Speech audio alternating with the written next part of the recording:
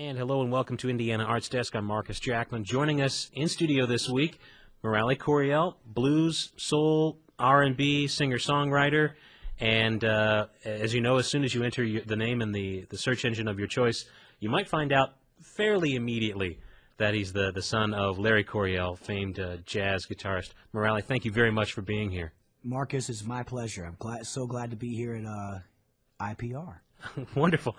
And we'll hit you up for a pledge later on. Absolutely.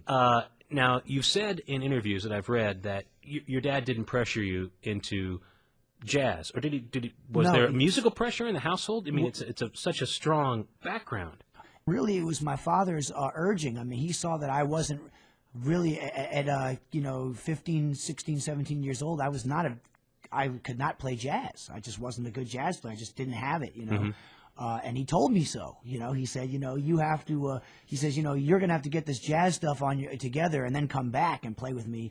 But he says, but one thing you can do is you can really play the blues right now. And it seems to me that all the the blues, because I was into all the classic blues-based rock like Jimi Hendrix and Cream and Led Zeppelin and all that kind of stuff.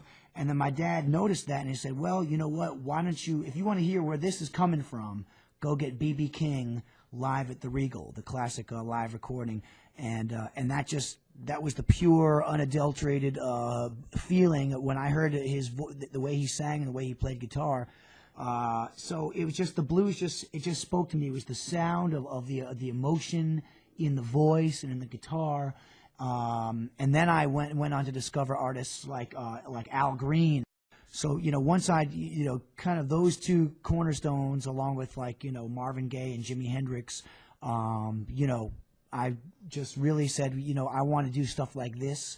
And, and basically I started out trying to imitate and emulate them and learn the songs. And then years later, 10 years later, it's been 10 years now since I've been a recording artist. You try to get better at these songs, and then you also you add your own life experience to them. Being that said, maybe I'll try to do one. I'll do one of my Marvin Gaye tunes. Yes, please. It's okay. And I'll do a song I've been doing. I did record Sexual Healing, but I think tonight I'll do Let's Get It On. I've been really trying, baby, trying to hold back this feeling for so long, yeah.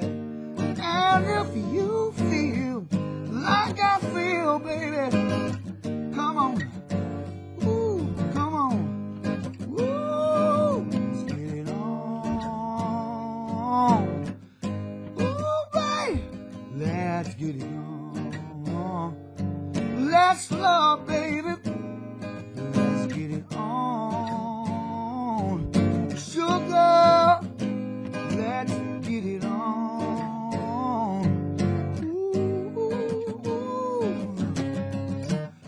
We're all sensitive people, so much to give. It's very audience interactive. I mean, there always comes a point in the night, and usually, in the first set where, I'll play our first few songs, play some blues, play some soul, play a couple originals off the CDs, and then say, hey, what do you need?